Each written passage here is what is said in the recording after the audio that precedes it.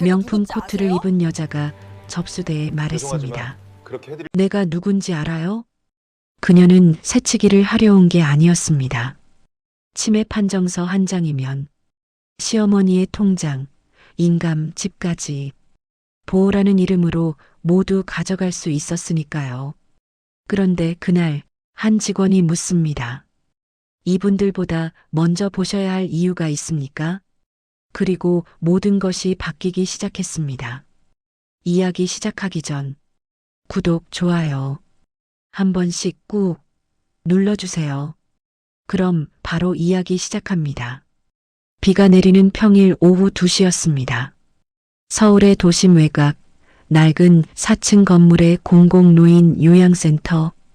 복도에는 소독약 냄새와 빗소리가 섞여 있었어요. 대기실 형광등은 깜빡거렸고 플라스틱 의자에는 30명 남짓한 사람들이 지친 표정으로 앉아 있었습니다. 그때 접수 데스크 앞에 한 여자가 다가왔습니다. 짙은 갈색 선글라스를 쓰고 있었어요. 실내인데도 벗지 않았습니다. 캐시미어 코트는 명품 브랜드의 최신 컬렉션이었고 비 오는 날임에도 불구하고 10cm가 넘는 스틸레토 힐을 신고 있었어요. 보석이 박힌 손목의 시계는 누가 봐도 꽤 고급 브랜드로 보였죠. 그녀의 손가락이 대리석 무늬 네일을 한 채 데스크를 톡톡 두드렸습니다. 여기 일 처리가 왜 이렇게 늦어요? 목소리는 낮았지만 끝이 날카로웠어요. 접수 직원 정우는 모니터에서 눈을 떼지 않은 채 차분히 대답했습니다. 어르신, 현재 순서대로 진행 중이라 조금만 기다려 주셔야 합니다. 어르신? 여자의 눈썹이 미세하게 꿈틀거렸어요. 선글라스 너머로도 그 움직임이 보였습니다. 저 어르신 아니에요. 죄송합니다. 보호자님. 정우는 여전히 모니터를 보고 있었어요. 그의 손가락은 키보드 위에서 규칙적으로 움직이고 있었습니다. 10년 넘게 이 자리를 지킨 사람의 손놀림이었죠. 여자는 가방을 데스크 위에 내려놓았습니다. 명품 로고가 번쩍였어요. 나 오늘 2시 반으로 예약했는데요. 네, 확인됐습니다. 정우는 화면을 스크롤했어요. 오후 2시 30분 예약 기록이 있었습니다. 하지만 응급 판정 대상은 아니시네요. 지금 응급 어르신이 먼저 상담하고 있어서 조금만 자리에서 기다려주세요. 지금 나한테 훈계하는 거예요? 목소리가 높아졌습니다. 대기실에 앉아있던 사람들이 고개를 들었어요. 대기실에는 다양한 사람들이 있었습니다. 휠체어에 앉은 85세 할머니는 욕창 치료 상담을 기다리고 있었습니다. 옆에 앉은 50대 딸은 어머니를 모신 지 6년째였습니다. 오늘 결과 나오면 전문 시설로 모셔야 할지 결정해야 했죠. 그녀의 눈은 충혈돼 있었습니다. 조금 떨어진 자리에는 노부부가 앉아 있었습니다. 남편은 파킨슨병 초기 진단을 받았습니다. 아내는 남편의 손을 꼭 잡고 있었습니다. 이 사람들에게 순서는 단순한 민원 행정이 아니었습니다. 생활이었습니다. 그런데 그 앞에서 누군가 먼저 들어가겠다고 말하고 있는 겁니다. 실내 분위기가 서서히 굳어갔습니다. 정우는 잠시 숨을 들이마셨어요. 오늘은 그냥 아무 일 없이 지나가고 싶었습니다. 아침에 출근하면서도 그랬어요. 오늘은 제발 조용히 가자. 별일 없이 퇴근 시간에 맞춰 집에 가서 아내가 끓여놓은 된장찌개나 먹고 싶었죠. 하지만 세상은 늘 그렇게 흘러가지 않았습니다. 그는 천천히 고개를 들었어요. 여자와 눈이 마주쳤습니다. 선글라스 너머 그녀의 눈동자가 차갑게 빛났어요. 이 여자는 누구일까요? 그리고 정우는 이 상황을 어떻게 넘길 수 있을까요? 여자는 가방을 천천히 열었습니다. 명함 케이스가 보였어요. 은색 메탈릭 재질이었죠. 그녀의 손가락이 케이스를 만졌다가 다시 가방을 닫았습니다. 명함을 꺼낼 필요까지는 없다는 듯 했어요. 내가 누군지 알아요? 정우는 고개를 들지 않았습니다. 여기선 모든 분이 똑같은 보호자이십니다. 그 순간 여자의 입꼬리가 천천히 올라갔어요. 웃음이었습니다. 하지만 웃음이 아니었죠. 비웃음과 경멸이 섞인 그런 표정이었어요. 그래요? 그녀는 목소리를 낮췄습니다. 하지만 이상하게도 대기실 전체에 울렸어요. 그럼 잘 들어요. 사람들이 숨을 죽였습니다. 나는 잠시 멈췄어요. 내 남편이 국내 최대 실버타운 그룹, 실버케어 그룹 이사장이에요. 쿵! 누군가의 우산이 바닥에 떨어졌습니다. 대기실 공기가 얼어붙었어요. 숨쉬는 소리조차 작아졌습니다. 어떤 직원은 자리를 피했어요. 복도 쪽에서 지켜보던 간호사는 재빨리 사무실로 들어갔습니다. 실버케어 그룹. 전국 17개 프리미엄 실버타운을 운영하는 대기업이었어요. 거기에 요양병원 5개, 재활센터 12개를 거느린 그룹 총수의 자산은 언론에서 추정하기로 2조 원이 넘었습니다. 정치권과도 깊은 연결고리가 있었고 매년마다 복지 관련 정책에 막대한 영향력을 행사했죠. 그리고 이 여자는 그 그룹 이사장의 아내라고 했습니다. 여자는 확신에 차 있었어요. 지금 이 순간부터 상황은 자기 쪽으로 기울 것이라고 생각했습니다. 지금까지 늘 그래왔듯이요. 이름을 말하면 모든 게 끝났죠. 사과가 들어오고 VIP 대우가 시작되고 상황은 조용히 정리됐습니다. 그녀는 정우를 내려다봤어요. 하지만 정우는 키보드에서 손을 떼지 않았습니다. 그래서요. 뭐? 그래서요? 그래서 지금 순서를 바꿔달라는 말씀이십니까? 여자의 얼굴이 굳었습니다. 이런 반응은 처음이었어요. 지금까지 살면서 단 한 번도 겪어본 적 없는 반응이었습니다. 백화점에서도, 레스토랑에서도, 병원에서도, 호텔에서도, 심지어 관공서에서도요. 모두가 고개를 숙였습니다. 그런데 이 남자는 달랐어요. 보호자님, 예약 시간은 2시 30분입니다. 지금 2시 17분이고요. 현재 응급 판정 대상 어르신 2분이 먼저 진행 중입니다. 조금 늦더라도 기다리시면 순서대로 도와드리겠습니다. 정우의 목소리는 흔들림이 없었습니다. 여자는 입술을 깨물었어요. 손가락이 떨렸습니다. 그때 관리자 민석이 급히 달려왔습니다. 아, 보호자님. 숨을 헐떡이며 억지 웃음을 짓느라 얼굴이 찌그러져 보였어요. 과장된 친절함이었습니다. 그는 상황을 단번에 파악했죠. 여자의 옷차림, 분위기, 그리고 대기실의 긴장감을요. 안쪽 상담실로 모실까요? 편하게 말씀 나누시죠. 여자는 고개를 저었습니다. 아니요. 그녀는 정우를 똑바로 쳐다봤어요. 여기서 하죠. 민석의 얼굴이 굳었습니다. 여자는 천천히 말했어요. 이 사람 교육 좀 시켜요. 어디서 감히. 욕은 하지 않았어요. 대신 위치를 암시했습니다. 감이라는 단어 하나로 신분을 구분했죠. 그녀는 위, 정우는 아래. 그 경계를 명확히 했습니다. 민석은 난처한 표정으로 정우를 봤어요. 선생님, 잠깐만. 정우는 그제야 고개를 들었습니다. 이분들보다 먼저 보셔야 할 이유가 있습니까? 정적이 흘렀습니다. 대기실이 숨을 멈췄어요. 여자는 처음으로 대답을 하지 못했습니다. 어이가 없다는 듯 입이 열렸다가 닫혔어요. 그녀는 지금까지 살면서 이런 질문을 받아본 적이 없었습니다. 이유를 묻는 사람은 없었어요. 그녀의 이름 자체가 이유였습니다. 그녀의 지위 자체가 특권이었죠. 하지만 지금 이 남자는 이유를 물었습니다. 사람들은 침묵했어요. 하지만 그 침묵의 이유가 조금씩 달라지고 있었습니다. 처음엔 호기심이었어요. 이제는 기대였습니다. 사람들이 고개를 들어 정우를 바라봤습니다. 80대 할아버지가 살짝 웃었습니다. 과연 센터장은 정우의 손을 들어줄까요?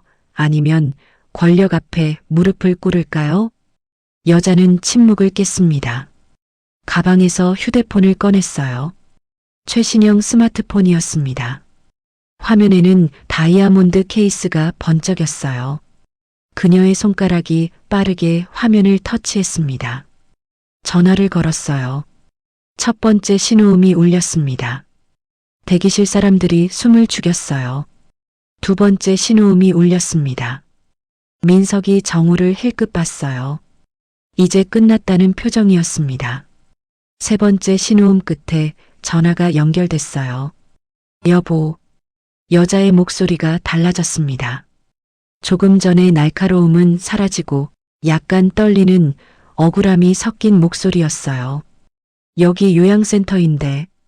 바로 그때 정우의 목소리가 겹쳤습니다. 통화는 밖에서 부탁드립니다. 또박또박 감정 없이 말했어요. 여자의 손이 떨렸습니다.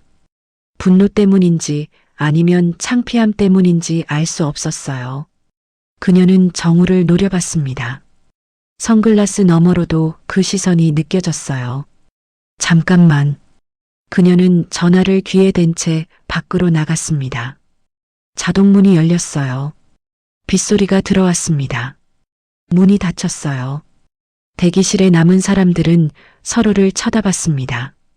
아무도 말하지 않았지만 모두가 같은 생각을 했어요. 저 사람 괜찮을까? 민석이 정우에게 다가왔습니다. 선생님, 규정대로 했을 뿐입니다. 아니, 그게 아니라. 민석은 말을 잇지 못했어요. 그도 알고 있었습니다. 정우가 옳다는 것을요. 하지만 동시에 이런 일이 어떻게 끝나는지도 알고 있었죠. 복도 끝에서 여자의 목소리가 들렸습니다. 그러니까 지금 나를 개 무시했다고요. 아니, 무시를 넘어서 개 망신을 줬어요. 사람들 앞에서. 목소리가 커졌어요. 당장 센터장한테 연락해요. 아니, 그 위로. 시청에도 연락하고. 이 센터도 지원금 받죠? 우리 그룹이 후원하는 거 알아요? 다 끊어버리라고 하세요. 5분쯤 지났을까요? 여자가 다시 들어왔습니다. 얼굴이 조금 밝아져 있었어요. 확신이 돌아온 표정이었습니다. 그녀는 자리에 앉았어요. 다리를 꼬고 핸드백을 무릎 위에 올렸습니다. 그리고 정우를 봤어요. 입술이 미세하게 올라갔습니다. 당신, 이제 끝났어. 15분 후 센터 내선 전화가 울렸습니다. 민석이 받았어요. 네, 관리과입니다. 네. 아, 센터장님. 네. 예. 민석의 얼굴이 창백해졌습니다. 네. 알겠습니다. 예. 지금 바로. 통화가 길었어요. 민석은 고개를 끄덕이기만 했고 한마디도 하지 못했습니다. 네. 명심하겠습니다. 전화를 끊었습니다. 민석은 한참 동안 수화기를 쥐고 있었어요. 손에 땀이 났습니다. 여자가 보고 있었어요. 승리의 미소를 띤 채였습니다. 민석이 천천히 걸어왔습니다. 정우를 지나쳤어요. 그리고 여자 앞에 섰습니다. 보호자님. 여자가 고개를 들었어요. 센터장님이 하신 말씀 전해드립니다. 잠시 멈췄습니다. 저희 센터는 공공복지시설입니다. 모든 이용자는 동등한 권리를 가집니다. 의기양양해서 웃고 있던 여자의 얼굴이 금세 굳었어요. 센터 운영은 국가 예산과 시민 세금으로 이루어집니다. 어떤 후원금이나 개인 영향력도 규정과 원칙을 바꿀 수는 없습니다. 민석은 여자를 똑바로 봤습니다. 정우 선생님은 규정을 지켰습니다. 여자의 얼굴이 하얗게 변했어요. 민석이 정우에게 돌아섰습니다. 규정대로 하세요. 그 순간 대기실에서 박수 소리가 났습니다. 처음엔 한 사람이었어요. 80대 할아버지였습니다. 손이 떨렸지만 박수를 쳤어요. 그 다음은 노부부였어요. 그 다음은 50대 딸이었습니다. 하나둘씩 박수 소리가 커졌습니다. 여자는 그제야 깨달았습니다. 자신의 확신이 무너졌다는 것을요. 여자는 조용히 고개를 숙인 채 자리에 조용히 앉았습니다. 박수 소리가 멈췄어요. 대기실은 다시 일상으로 돌아갔습니다. 하지만 공기는 달라져 있었어요. 조금 더 가벼워졌고 조금 더 따뜻해졌죠. 여자는 번호표를 손에 쥐고 있었어요.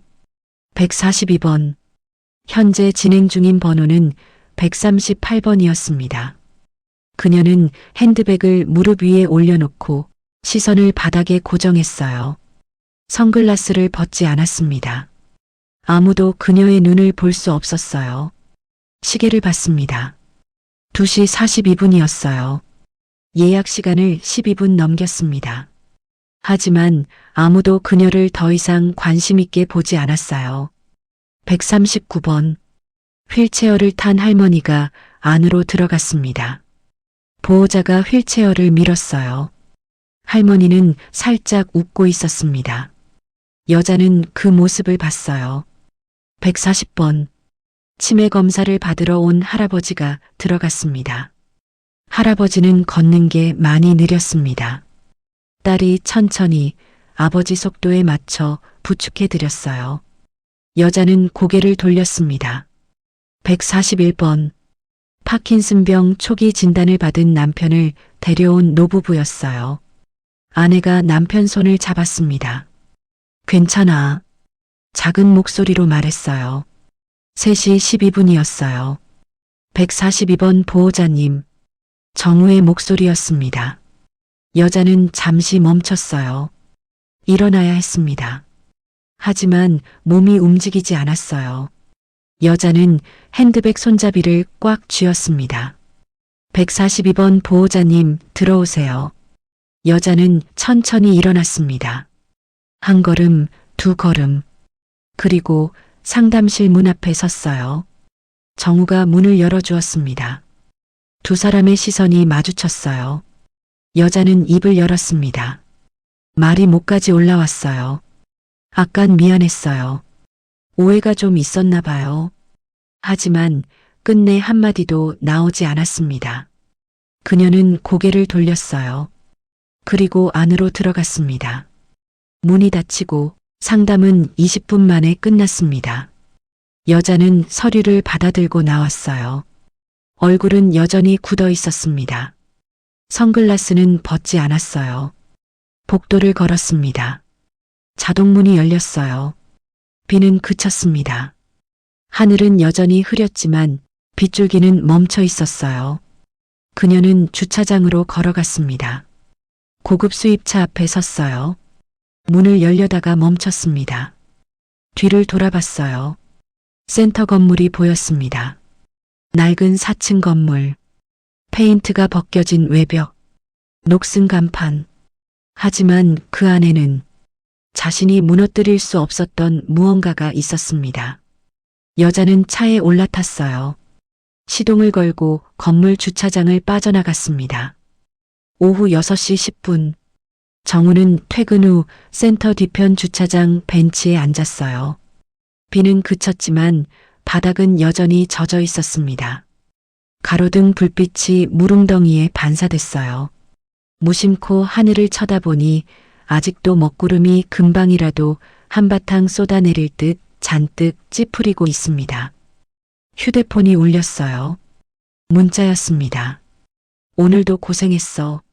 몸은 괜찮니? 정우는 휴대폰 화면을 봤어요. 답장을 하려다가 손을 멈췄습니다. 아버지라고 저장된 이름이었어요. 하지만 그 사람은 혈연이 아니었습니다. 정우는 어릴 때부터 시설에서 자랐어요. 부모의 얼굴을 기억하지 못했습니다. 어떤 사람들은 버려졌다고 말했지만 정우는 그 말을 쓰지 않았어요. 그냥 혼자였다고 말했습니다. 시설은 춥고 좁고 시끄러웠어요. 하지만 그곳에서 정우는 배웠습니다. 밥 먹는 법, 빨래하는 법, 사람 대하는 법, 그리고 무엇보다 나보다 약한 사람을 어떻게 대해야 하는지를요. 20대의 정우는 건설 현장에서 일했어요. 막노동이었습니다. 하루 12시간씩 쉬는 날도 없이 일했어요. 그렇게 돈을 모았습니다. 조그마한 전셋집을 얻고 결혼도 했어요. 아내는 그때 식당에서 일했죠. 그렇게 10년을 살았습니다. 그러던 어느 날 현장에서 사고가 났어요. 철근이 무너졌습니다. 정우의 오른쪽 다리를 덮쳤죠. 병원에서 6개월을 보내며 수술을 3번이나 받았어요. 다행히 불구는 면했지만 예전처럼 다리에 힘을 쓸 수 없었습니다. 회사에서 얼마 안 되는 보상금을 받았어요. 하지만 재취업은 어려웠습니다. 40대 중반 다리 불편한 남자를 고용하는 곳은 없었어요. 그때 한 사람이 손을 내밀었습니다. 김철수, 정우가 자란 시설의 옛 원장님이셨죠.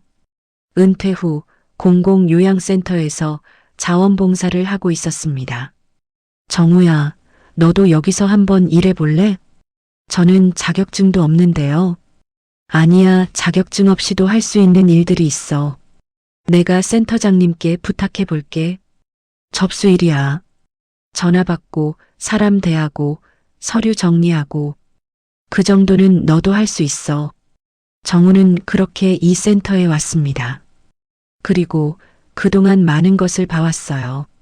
자식이 부모를 치매 환자로 몰아 재산을 몰래 빼앗으려는 일들을요. 요양원 입소 서류에 보호자 서명을 받아놓고 다시는 찾아오지 않는 딸. 노인의 말이 어눌하고 행동이 느리다는 이유로 사람 취급조차 하지 않는 아들. 통장을 빼앗기고 집을 빼앗기고 명의마저 빼앗기는 모습들을요. 정우는 그 모든 것을 봤습니다. 그리고 깨달았어요. 권력은 이름으로 붙어오지만 폭력은 무기력으로 붙어온다는 것을요. 정우가 흔들리지 않는 이유는 단순했습니다. 그는 약자 쪽이 어떤 방식으로 무너지는지 너무 많이 봤기 때문이에요. 그리고 자신도 그 약자였기 때문이었습니다. 휴대폰이 다시 울렸어요. 이번엔 전화였습니다. 센터 보안요원이었어요. 정우 선생님, 아까 그 보호자분요. 지금도 센터 근처에 있는데요. 주차장에서 누구랑 통화하면서 계속 화가 나 있는 것 같아요. 정우는 천천히 일어섰습니다. 그리고 주차장 쪽으로 걸어갔어요. 멀리서 여자가 보였습니다. 차 옆에 서서 전화를 하고 있었어요. 그러니까 제가 말했잖아요. 이 센터가 이상하다니까요. 내가 이 그지 같은데 왜 와서 이 수모를 겪어야 하냐고요. 목소리가 떨렸습니다. 분노와 불만이 섞여 있었어요. 정우는 걸음을 멈췄습니다. 그는 그녀의 목소리를 들으며 생각했어요. 이 싸움은 아직 끝난 게 아니구나. 이제부터가 시작이겠군. 정우는 뒷걸음질로 다시 오던 길로 돌아갔습니다. 그리고 그녀가 이 센터에 온 진짜 이유, 지금부터 드러납니다. 다음 날이었습니다. 상담실 문이 열리고 여자는 의자에 앉았어요. 핸드백을 무릎 위에 올려놓은 채 마치 5분 안에 나갈 사람처럼 앉아 있었어요. 상담 간호사 수진이 차트를 펼쳤습니다. 컴퓨터 화면에 예약 정보가 떴어요.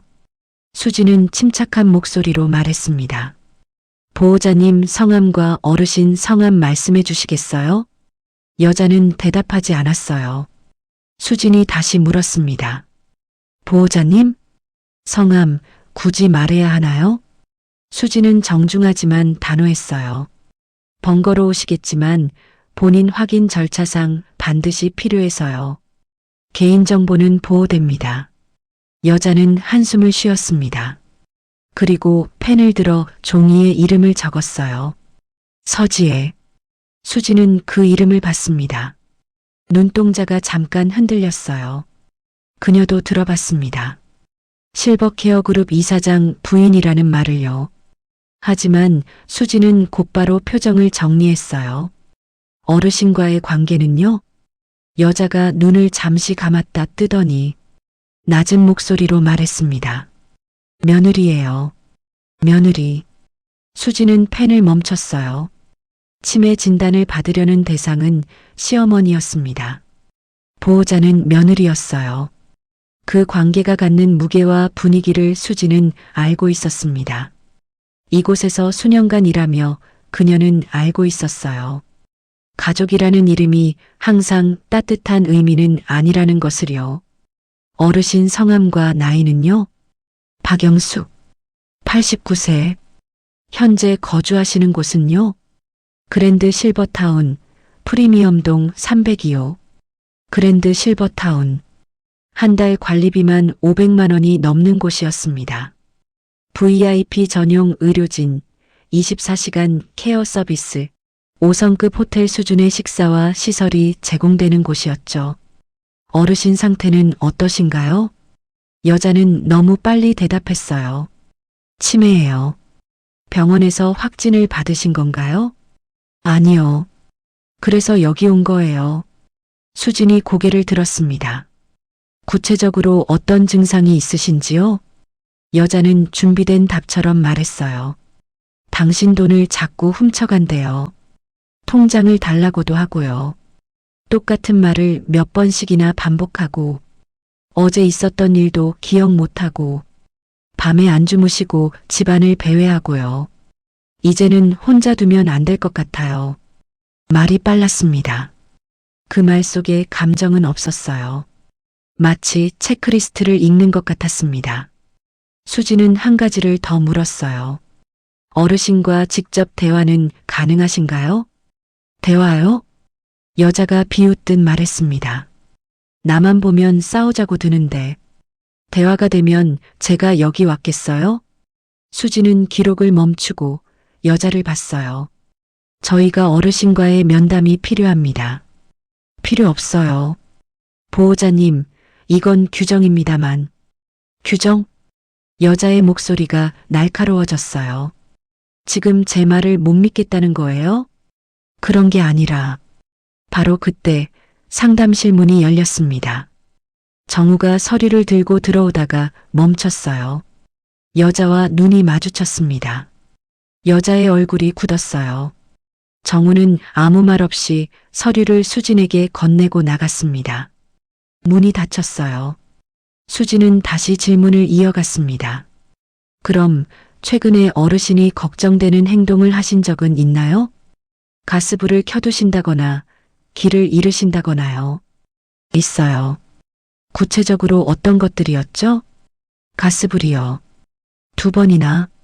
집에 있는 냄비랑 프라이팬도 다 태워먹고 집에 불 안 나기 다행이죠. 혹시 병원 검사 기록은 있으신가요? 없어요. 그럼 치매 증상을 증언해 주실 분은요? 여자가 입술을 깨물었어요. 제가 봤다니까요. 수지는 기록을 멈췄습니다. 그리고 한 문장을 천천히 말했어요. 보호자님, 검사 결과에 따라 보호자 권한이 조정될 수 있습니다. 여자의 눈동자가 반짝였어요. 그 반짝임은 슬픔이 아니었습니다. 안도도 아니었어요. 확보, 무언가를 얻는다는 표정이었습니다. 수지는 그 순간을 놓치지 않았어요.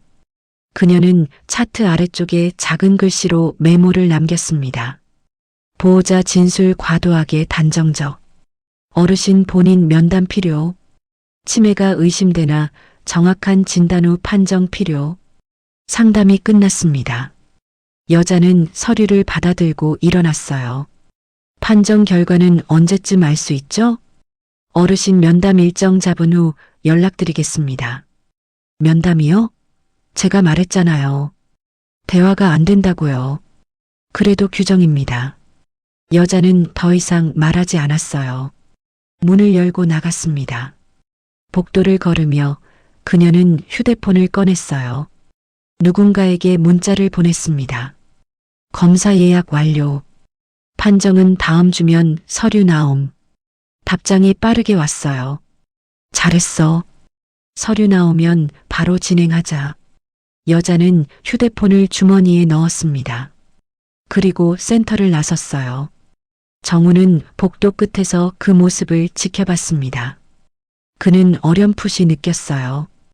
어제 이 여자는 순서를 바꾸려고 온 게 아니라 결과를 바꾸려고 온 것이라는 걸요. 치매 진단서는 단순한 의료 기록이 아닙니다. 그것은 누군가의 재산을, 권리를, 삶을 빼앗는 무기가 될 수 있죠. 정우는 이 사실을 막을 수 있을까요? 다음 날 아침 9시였습니다. 센터 본부에서 공문이 내려왔어요. 외부 민원 발생, 응대 지침 강화, 관련 직원 면담 예정. 민석의 얼굴이 창백했습니다. 정우 선생님. 정우는 커피를 마시며 공문을 읽었어요. 어제 그분요. 본부에도 민원을 넣었대요. 순간 퇴근길에 보았던 통화 장면이 떠올랐습니다. 내용이 뭡니까?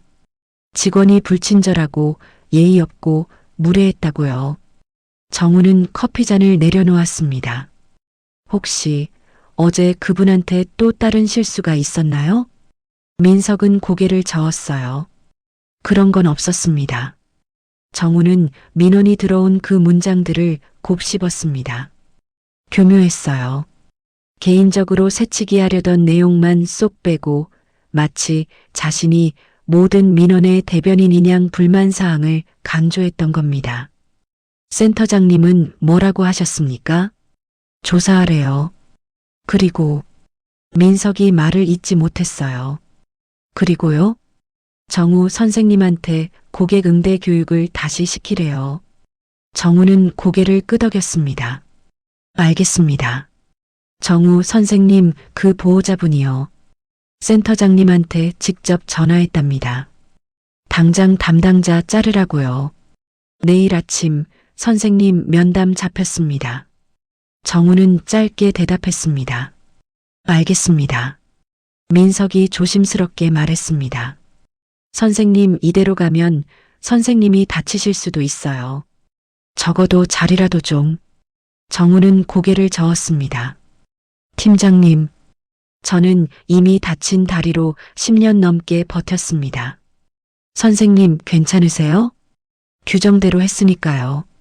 하지만 정우는 알고 있었어요. 때로는 규정대로 했다는 것만으로는 부족할 수 있다는 것을요. 그런데 그 어르신은요. 이제 말까지 빼앗길 상황입니다. 정우는 가방을 들고 자리에서 일어났습니다. 내일 면담 제가 하겠습니다. 그는 사무실 안쪽에 있는 캐비넷의 서류함을 열었습니다. 어제 상담 기록을 꺼냈어요. 그리고 수진이 남긴 메모를 봤습니다. 보호자 진술 과도하게 단정적. 어르신 본인 면담 필요. 정우는 수진을 찾아갔어요. 어르신은 직접 만나봤나요? 수진은 조심스럽게 말했습니다. 아직요. 내일 오전으로 면담 잡았어요. 그런데요. 보호자분이 계속 면접을 막으려고 해요. 어르신은 말이 안 된다. 시간 낭비다. 자기 말만 들으면 된다. 이렇게요. 정우는 결정을 내렸습니다. 그럼 내일 제가 같이 동행할게요. 그날 저녁 6시. 정우는 퇴근하지 않고 기록실에 남았습니다. 수진이 남긴 차트, 면담 요약, 민원 공문, 통화 기록. 정우는 하나씩 정리했습니다. 그리고 노인보호 전문기관에 전화를 걸었습니다. 공공요양센터입니다. 재정 착취 의심 케이스로 상담 요청드립니다. 어르신이 통장과 인감을 돌려달라 했고 보호자가 면담을 방해합니다. 상담사가 물었습니다. 어르신이 직접 말씀하셨나요? 네, 직접 말씀하셨습니다. 보호자와 동거 중입니까? 실버타운 같은 동에 거주하지만 관리권한은 보호자가 쥐고 있는 상태입니다. 상담사가 말했습니다. 기록 정리해 두세요. 가능하면 어르신 진술을 문서로 확보해야 합니다. 방문 일정 잡겠습니다. 정우가 수첩을 덮으며 말했습니다. 예, 준비하겠습니다. 전화를 끊고 나서도 정우는 한참 앉아 있었습니다. 민원 공문이 머릿속을 스쳤습니다. 직원 면담 예정. 하지만 정우는 알았습니다. 지금 겁먹고 물러나면 그 다음엔 어르신이 물러난다는 걸요. 어르신을 만나러 가는 길. 정우는 과연 무엇을 발견하게 될까요? 그리고 이사장 부인이라는 그 이름. 정말 사실이었을까요? 다음 날 오전 10시 센터 차량이 출발했습니다. 수진과 정우 그리고 운전기사였어요. 목적지는 그랜드 실버타운이었습니다. 차량이 고급 주택가를 지나 언덕 위로 올라갔어요. 정문에는 경비가 서 있었습니다. 정문 분수대, 손질 잘 된 정원, 대리석 현관 로비가 눈에 들어왔어요. 와, 여기가 요양시설이에요? 운전기사가 감탄했습니다. 정우는 아무 말 없이 로비를 지나 별관으로 갔어요. 프리미엄 동 302호 현관문 앞 초인종을 눌렀어요. 잠시 후 현관문이 조금 열리고 작고 마른 노인이 문틈 사이로 보였어요. 박영숙. 연세는 들어 보였지만 치매 환자처럼 보이지는 않았습니다. 깔끔한 피부에 눈빛이 또렷했어요. 머리 손질도 옷매무새도 단정했습니다. 요양센터에서 오셨다고요? 네, 어르신. 본인 면담 차 왔습니다. 며느리는 지금 없어요. 외출했어요. 괜찮습니다. 어르신만 뵙고 가면 됩니다. 노인은 잠시 망설이다가 현관문을 열었어요. 들어오세요.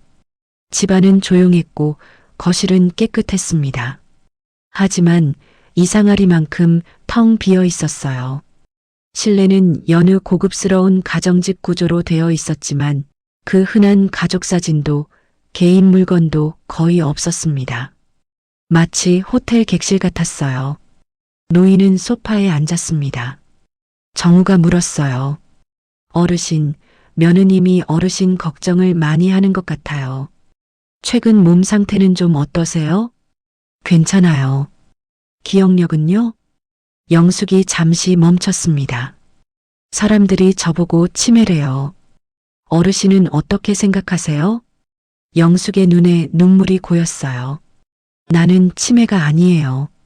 수진이 노트북으로 기록을 시작했습니다. 그럼 왜 검사를 받으러 오셨어요? 며느리가 자꾸 가자고 해서요.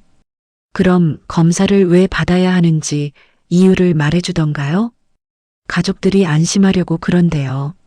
어르신은 불편한 데 없으세요? 영숙은 고개를 저었습니다. 불편한 건 며느리예요.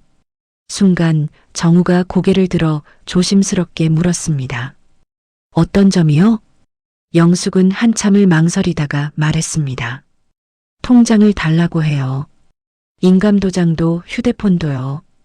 관리해준다고 하면서 가져갔어요. 돌려달라고 하면 돌려줬는데 기억 못하는 거다. 치매 초기다. 이렇게 말해요. 언제부터 그러던가요? 석 달쯤 전부터요. 수진이 물었어요. 어르신, 혹시 그동안 서명하신 서류 있으세요? 있어요. 뭔지 아세요? 영숙이 고개를 저었습니다. 며느리가 안 가르쳐주고 그냥 형식적인 거다. 나중에 설명해준다. 그렇게만 말했어요. 정우의 등골이 서늘해졌습니다. 어르신, 제가 보기엔 지금 많이 불안해 보이세요. 영숙은 고개를 끄덕였어요. 네. 뭐가 그렇게 불안하세요? 내 돈을 잃을까 봐요. 내 재산을 모두 빼앗길까 봐 불안해요. 그 순간 정우는 확신했습니다. 이 사건의 본질은 보호가 아니라 탈취라는 것을요. 센터로 돌아오는 길이었습니다. 차 안은 조용했어요. 정우는 영숙의 말을 하나하나 정리했습니다. 1. 며느리는 최근 3개월간 치매 검사를 반복 제안했습니다. 2. 검사 결과가 나오면 모든 절차를 대신할 수 있다고 말했어요. 3. 영숙은 서류 몇 장에 서명했지만 내용을 정확히 설명받지 못했습니다. 4. 통장, 인감, 휴대폰을 관리한다며 가져갔어요. 5. 영숙이 돌려달라고 하자 돌려줬는데 기억 못하는 거다라는 말로 덮었습니다. 수진이 말했어요. 이거 성년후 견제도 악용 아닌가요? 정우는 고개를 끄덕였습니다. 그럴 가능성이 높습니다. 성년후 견제도 치매나 정신질환 등으로 판단 능력이 떨어진 사람을 보호하기 위한 제도였어요. 법원이 후견인을 지정하면 후견인은 본인을 대신해 재산을 관리하고 법적 행위를 할 수 있었습니다. 하지만 이 제도는 충분히 악용될 수 있었어요. 치매 진단서가 일단 발부되면 가족이나 보호자 중에 후견인 지정해야 하고 그로 인하여 재산과 신변을 얼마든지 통제할 수 있거든요. 센터로 돌아오자마자 정우는 민석을 찾았습니다. 민석이 기록을 읽더니 얼굴이 점점 굳어졌습니다. 이거 심각한데요? 네. 센터는 진단기관이지 보호자 편이 아닙니다. 어르신 본인 진술이 우선이에요. 민석은 고개를 끄덕이다가 멈췄어요. 그런데 정우 선생님, 그 며느리분이 정말 이사장 부인 맞아요? 정우가 눈을 들었습니다. 확인해 보지 않았는데요? 그럼 확인해 보시죠. 그날 오후 퇴근 무렵이었어요. 정우는 혼자 컴퓨터 앞에 앉았습니다. 실버케어 그룹을 검색했어요. 첫 페이지에 회사 홈페이지가 나왔습니다. 회사 소개 및 경영진이 보였어요. 첫 페이지를 클릭했어요. 이사장 김태준 65세. 사진이 있었습니다. 훈남형의 눈매가 부드러운 중년 남성이었어요. 그 아래 소개 문구가 있었습니다. 이사장 부인 고 박여원 여사의 뜻을 이어. 정우의 손이 멈췄어요. 고인이었습니다. 이사장의 배우자는 이미 2년 전에 세상을 떠났어요. 정우는 검색을 계속했습니다. 실버케어 그룹 이사장 재혼. 기사가 하나 나왔어요. 실버케어 그룹 이사장, 재혼설 부인. 현재 독신. 작년 기사였어요. 결론은 단순했습니다. 이사장에게는 현재 아내가 없었어요. 그러니 이사장 부인이라는 사람도 존재하지 않았죠. 서지혜는 처음부터 거짓말을 하고 있었던 거예요. 정우는 더 파고들었어요. 최근 행사 사진을 찾았습니다. 실버케어 그룹 자선 행사. 사진 속 이사장 옆에는 낯익은 여성이 서 있었어요. 어제 센터에 찾아온 서지혜였습니다. 정우는 바로 추가 검색을 했어요. 서지혜. SNS 계정이 나왔습니다. 비공개였지만 프로필 사진은 볼 수 있었어요. 타임라인을 거슬러 올라가자 공개 게시물 몇 개가 보였습니다. 1년 전 게시물. 드디어 성공? 행복하게 살게요. 맨 마지막 페이지의 한쪽 구석에 사진이 한 장 남아 있었어요. 사진 속 남자는 이사장 얼굴이 아니었습니다. 30대 중반으로 보이는 훤칠한 키에 모델 같은 외모의 남자였죠. 멀리 에펠탑 앞에서 같이 팔짱을 끼고 있는 사진이었어요. 댓글이 달려 있었습니다. 이 사진 아직도 갖고 있네. 남편이 의심하지 않을까? 축하해. 누구야? 잘생겼다. 드디어 실버타운 안방마님이 된 소감이 어때? 어째 아슬아슬하군. 정우는 결정적인 댓글을 읽었습니다. 시어머니는 당신과 이사장이 혼인신고 안 되어 있는 걸 알고 계신지? 흐흐. 공개 게시물은 한동안 관리가 안 됐는지 지웠어야 할 자료들이 아직 남아있는 듯 했어요. 정우는 민석에게 자료를 보냈습니다. 그리고 기록으로 남겼습니다. 의심사항 정리. 1. 허위 신분 주장 법적으로 이사장 부인이라는 허위 진술. 2. 어르신 단독 면담 방해 시도. 3. 어르신 재정 관련 불안 호소. 4. 보호자 권한 남용 가능성. 5. 성년 후 견제도 악용 의심. 정우는 마지막으로 지역 노인 보호 전문기관에 상담을 요청했습니다. 센터 내부 규정상 노인 학대가 의심될 경우 반드시 신고해야 했어요. 다음 날이었습니다. 노인 보호 전문기관 상담사가 센터를 방문했어요. 영숙 어르신을 직접 만났습니다. 그리고 일주일 후 공식 조사가 시작됐어요. 서지혜는 이제 센터에서 나를 무시했다가 아니라 센터가 내 계획을 막았다는 현실을 마주하게 됐습니다. 거짓말은 권력을 만듭니다. 하지만 기록은 진실을 지키죠. 그로부터 3일 후였습니다. 서지혜가 다시 센터에 나타났어요. 이번에는 달랐습니다. 선글라스를 쓰지 않았어요. 화장도 연했습니다. 명품 코트 대신 평범한 패딩을 입었어요. 하지만 눈빛에는 여전히 분노가 살아있었습니다. 그녀는 접수 데스크로 곧장 걸어왔어요. 정우가 앉아 있었습니다. 이보세요. 정우는 고개를 들었어요.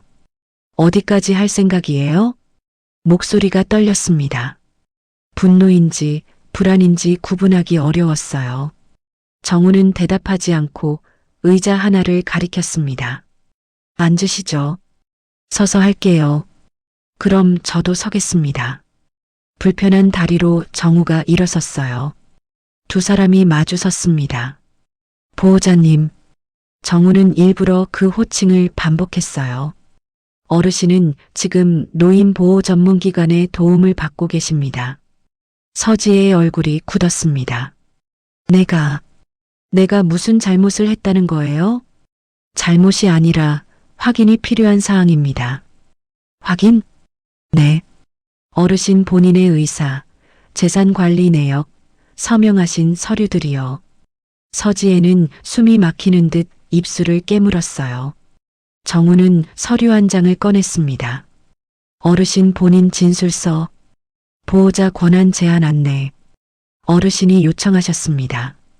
서지혜는 서류를 받아들었어요. 손이 떨렸습니다. 종이 위에 글자들이 조금씩 삐뚤었지만 정확히 읽을 수 있었어요. 본인 박영숙은 현재 판단 능력에 문제가 없으며 보호자의 재산 관리를 원하지 않는다. 본인의 통장, 인감, 휴대폰을 즉시 돌려줄 것을 요청한다. 본인은 현 주소지에서 단독 거주를 희망하며 아들의 동의 없는 요양시설 입소를 거부한다. 서지혜는 들고 있던 종이를 구겼어요. 이건 말이 안 돼요. 시어머니가 직접 쓴 게 아니잖아요. 아니요. 전문 상담사가 동석했고 본인이 직접 진술하셨습니다. 거짓말이에요. 목소리가 커졌습니다. 대기실 사람들이 돌아봤어요. 정우는 침착하게 말했습니다. 보호자님, 목소리 낮춰주세요. 낮추라고요? 지금 당신들이 내 인생을 망치고 있는데도 보호자님의 인생이 아니라 어르신의 인생입니다. 서지혜는 할 말을 잃었어요. 그때 그녀의 휴대폰이 울렸습니다. 그녀는 화면을 봤어요. 손이 떨렸습니다. 전화를 받지 못했어요. 전화가 끊겼습니다. 문자가 왔어요. 변호사 연락 왔음. 노인네가 후견인 지정 취소 신청했음. 그리고 당신 남편이 우리의 계획을 눈치챈 듯. 나는 당분간 해외로 튈 거니까 당신도 몸 조심하기 바람. 서지혜의 얼굴이 하얗게 변했습니다. 그녀는 정우를 봤어요. 당신이 이렇게 만든 거예요. 아닙니다. 그럼 누가 만들었는데요? 정우는 조용히 대답했습니다. 보호자님, 아니 보호자라고 주장하신 분 스스로입니다. 뭐라고요? 좋습니다. 그럼 지금 경찰 부를까요? 어디까지가 진실이고 어디까지가 거짓인지 알 수 있게? 침묵이 흘렀어요. 서지혜는 더 이상 할 말을 잃었습니다. 그녀는 휴대폰을 주머니에 넣고 돌아섰어요. 후회할 거예요. 정우는 그 말을 들으며 답했습니다. 저는 후회할 일을 하지 않았습니다. 정우는 한마디 더 하려 했지만 목구멍에서 차마 나오지 않았습니다. 오히려 후회할 일을 만드는 건 당신일 텐데요. 그러기에 SNS 계정에 올린 사진들 관리도 잘하셨어야죠. 라고요. 서지혜는 그렇게 센터를 떠났어요. 밖은 맑았습니다. 햇빛이 눈부셨어요. 하지만 그녀의 걸음은 휘청거렸습니다. 주차장에서 차에 올라탔어요. 시동을 걸었습니다. 하지만 한참 동안 출발하지 못했어요. 핸들을 잡은 그녀의 손이 부르르 떨렸습니다. 그날 오후였습니다. 센터 대기실에 박영숙 어르신이 들어왔어요. 그녀는 혼자였습니다. 며느리는 없었어요. 아니, 그동안 며느리 행세했던 그녀는 옆에 없었습니다. 영숙은 접수 데스크 앞에 섰습니다. 정우를 봤어요. 저기요. 정우가 고개를 들었습니다. 안녕하세요, 어르신. 영숙은 잠시 망설이다가 고개를 숙여 인사했어요. 고맙습니다. 이번에 큰일 겪을 뻔했는데 이 모든 게 선생님 덕분이에요. 무슨 말씀이세요? 어르신, 좋게 마무리돼서 참 다행이에요. 앞으로 어떻게 하실 건가요? 통장 찾았어요. 집도 제 명의로 돌려놓아야죠. 그리고 이제는 나 혼자 살 거예요. 네. 잘하셨어요. 어르신 연세도 있으시고 하니까 앞으로 도움 필요하시면 언제든 연락 주세요. 네, 그럴게요. 그리고 한 가지 의논할 일이 있어요. 내가 이제 살면 얼마나 더 살겠어요? 더 늦기 전에 좋은 일 하나 하고 싶어서 찾아왔어요. 제가 어제 아들과 상의했는데 내가 죽고 나면 지금 살고 있는 집이랑 통장에 남은 돈이랑 이곳에 기부를 하고 싶어요. 그래서 고맙다는 인사도 드릴 겸 그 절차도 좀 진행해 달라고 부탁드리러 왔어요. 정우는 잠시 말이 없다가 작게 웃었습니다. 네. 어르신 의향 잘 알겠습니다. 대기실에 모여있던 노인들, 보호자들이 동시에 환호와 함께 박수를 쳤습니다. 영숙은 부끄러운 듯 웃음 띤 얼굴로 고개 숙여 인사하고 조용히 뒤돌아서서 센터를 나갔습니다. 멀어져가는 그녀 뒷모습의 등은 굽고 조금했지만 걸음걸이만은 단단했어요. 에필로그. 그는 오늘도 이름 없이 앉아 있습니다. 정우는 또다시 대기자 번호를 호명했어요. 185번 보호자님 들어오세요. 휠체어를 탄 할머니가 들어왔습니다. 보호자가 휠체어를 밀었어요. 정우는 웃으며 말했습니다. 안녕하세요. 무엇을 도와드릴까요? 오후 6시 퇴근 시간이었어요. 정우는 가방을 챙겼습니다. 그리고 휴대폰에 아버지로부터 문자가 와 있는 걸 봤어요. 오늘 저녁 집에 와서 같이 밥 먹자. 내가 좋아하는 생태찌개 끓여놨다. 우리 며느리랑 같이 오렴. 정우는 그제야 답장을 보냈습니다. 네, 갑니다. 아버지와 정우와 아내는 함께 저녁을 먹었습니다. 오늘도 고생 많았지? 네.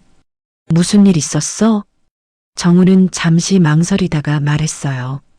그냥 제가 해야 할 일을 했을 뿐이에요. 김철수는 웃었습니다. 그래. 그게 제일 중요하지. 아버지. 응? 제가 잘하고 있는 거 맞겠죠? 김철수는 정우의 어깨를 두드렸어요. 당연하지. 너는 항상 잘하고 있어. 다음 날도 평소처럼 정우는 아침 8시 30분에 출근했습니다. 이름표를 달고 접수 데스크에 앉았어요. 안녕하세요. 무엇을 도와드릴까요? 똑같은 목소리, 똑같은 태도였어요. 부자에게도 가난한 이에게도요. 권력자에게도 약자에게도요. 그리고 그날도 정우는 또다시 이름 없이 하루를 마쳤습니다. 하지만 그의 이름은 그곳을 찾는 모든 사람들의 마음속에 남아 있었죠. 지금까지 이야기 어떠셨나요?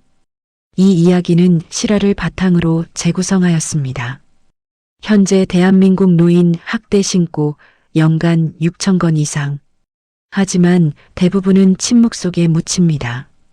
도움이 필요하시면 노인보호 전문기관 1577-1389 한 통의 전화가 한 사람의 인생을 바꿉니다. 구독과 좋아요 아직 안 누르셨다면 한 번씩 꾹 눌러주세요. 다음 이야기 제작에 큰 힘이 됩니다. 감사합니다. 행복하세요.